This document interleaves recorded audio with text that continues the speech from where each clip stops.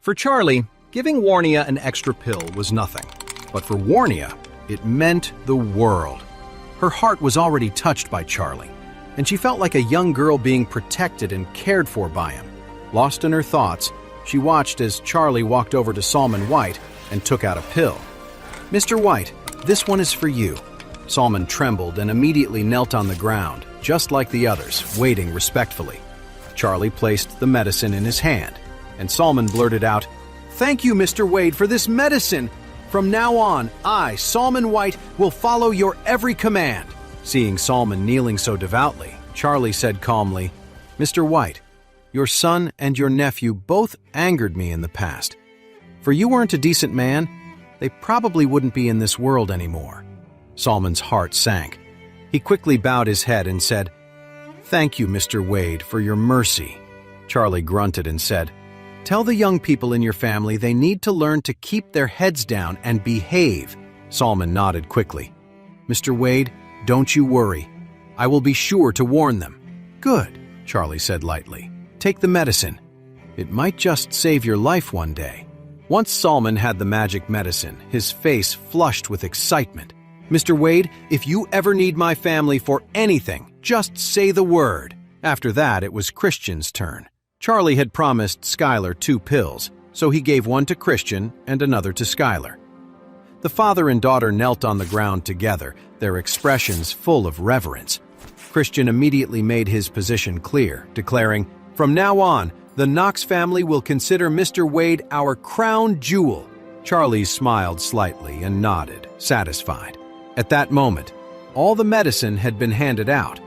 But Charlie thought for a moment, then called out loudly, "Orville, come in!" Orville, who had been guarding the door, hurried in. "Mr. Wade, what are your orders?" As he spoke, Orville looked at Charlie respectfully and bowed his head. Charlie nodded slightly and smiled. "I know we've known each other for a while now. You work hard and you're diligent. I prepared a pill for you today while I was making the medicine." When Orville heard this, he was completely stunned. A wave of heat rushed through him, and his head felt like it was going to explode. He had been waiting just outside the room, so of course he had heard what Charlie said inside and what happened after Tristan took the medicine. However, he knew in his heart that a guy like him, who wasn't exactly a man of high standing, could never be worthy of the medicine Mr. Wade was giving away. But now, at this very moment, hearing that Charlie was going to give this magical medicine to him, he dropped to his knees without a second thought. "Mr. Wade, I'm a simple man. I don't know how to say fancy things. From now on, my life is yours. Even if you told me to walk through the inferno, if I so much as frown, you can strike me down with lightning." Orville was so moved he could hardly contain himself. Kneeling on the ground, he respectfully took the pill from Charlie, his excitement so great it was as if he were handling a priceless treasure. Charlie waved his hand. "All right, just keep doing good work for me, and I won't forget it." Orville said firmly, "I will never let you down." When everyone saw Charlie give the magic medicine to Orville, the shock in their hearts was beyond words. Although Orville was a big deal in Orus Hill, to these powerful families, he was nobody. But now, this so-called nobody was following Mr. Wade, and Mr. Wade didn't hesitate to give him the magic medicine. This was how he treated his own people. It was truly a blessing. He was still kneeling at the door of the room, and he shuffled forward on his knees toward Charlie, his heart overflowing with emotion, tears streaming down his face. "I never expected you to even notice a small timer like me. I am truly grateful." Charlie smiled slightly. "Orville, in my book, a person's character matters, not their status. You remember my friend Darren, right? In terms of status, he's got nothing on you. In terms of power, he's not even as strong as one of your men. When he was set up by a scheming woman and ended up in the hospital, he was completely helpless. But why did I still help him, save him, and protect him? Because he's my friend. And I don't care how insignificant he might seem to others, I don't abandon my friends." Orville's heart trembled, and he was moved to tears again. He bowed his head, his voice choked with emotion. "Master Wade, I will be there for you, no matter what." Charlie handed the medicine to him. "If you're going to follow me, you need to understand something. With the power I have, I don't need you to give up your life for me. As long as you are loyal and do your job well, I will protect you for the rest of your life." And what Charlie said was the absolute truth. In terms of wealth, he had tens of billions in cash and companies worth hundreds of billions, an inexhaustible fortune. In terms of power, he possessed mystic knowledge, making his abilities extraordinary. So as long as Orville followed him faithfully, Charlie would certainly take care of him. Charlie's words solidified the admiration and respect everyone in the room had for him. Deep in their hearts, they all made the decision to follow Charlie, no matter what. At that moment, Salman took out a sleek, smart bracelet key. "Mr. Wade," he said, "this is the smart bracelet key for a custom Koenigsegg Agera sports car. I had it specially ordered from the Orus Hill International Auto Show. The show officially opens tomorrow, and you can pick up the car then." Before Charlie could say anything, Christian pulled out a smart bracelet key of his own. "What a coincidence, Mr. Wade. I also ordered a sports car for you at the auto show. I got you an Ardent Motors, the limited edition 177. Both gifts cost about $40 million. It was a surprise that they both had the same idea. Salman shot Christian an annoyed look and blurted out, "Knox, what are you doing? Giving Mr. Wade a sports car just like me. Are you deliberately copying me?" Christian replied confidently, "Why would I copy you? I just believe Mr. Wade deserves to drive the very best sports car, so I specifically ordered that Ardent Motors." Tristan Finch, who was standing nearby, saw them offering one gift after another.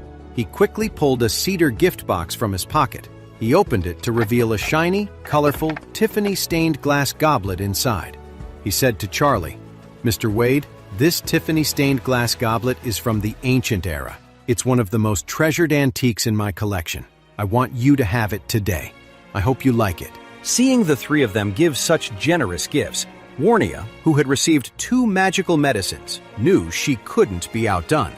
She quickly turned, wrote out a check, and then presented it to Charlie with both hands. "Mr. Wade, this is a check for $100 million. It's just a small token of my appreciation. Please, accept it." Charlie was surprised that they had all decided to give him gifts, and such expensive ones at that. Both sports cars were in the $40 million range.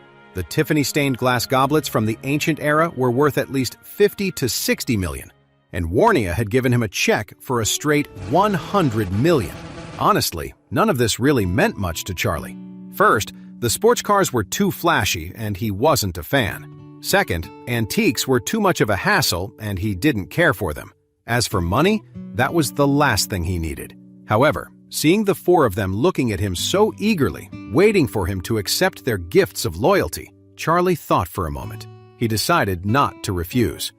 "Okay," he said, "I'll accept these things. You've made your intentions clear.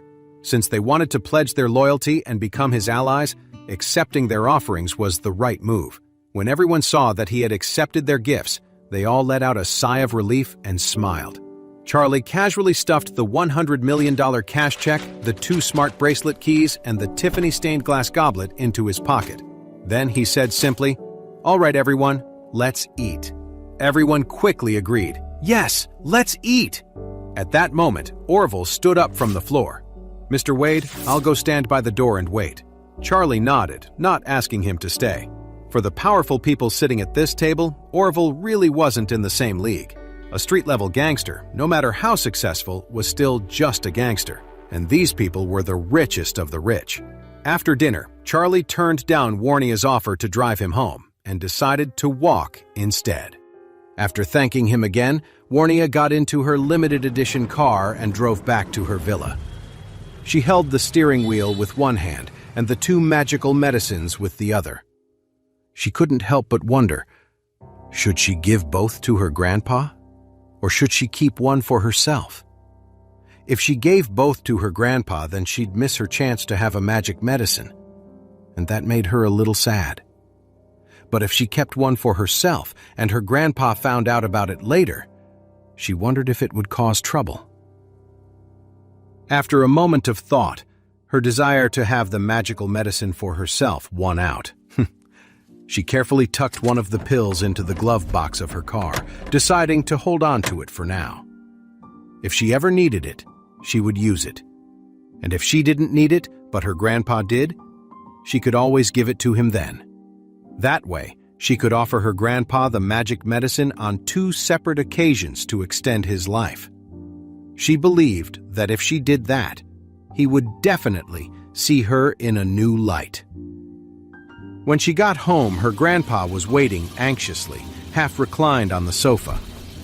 The last time Charlie had visited, he'd saved his life, but he hadn't been able to completely restore his health. He was still old and frail. After a few days of rest, his condition had improved a little, but he still needed help to stand and had to use crutches to walk. For a man who had always been so proud and accomplished, this physical weakness was the greatest frustration of his old age. And now he was pinning all his hopes on the magic medicine created by Mr. Charlie Wade. See that button on screen? That's your full story. Tap it and download the Pocket FM app now for free.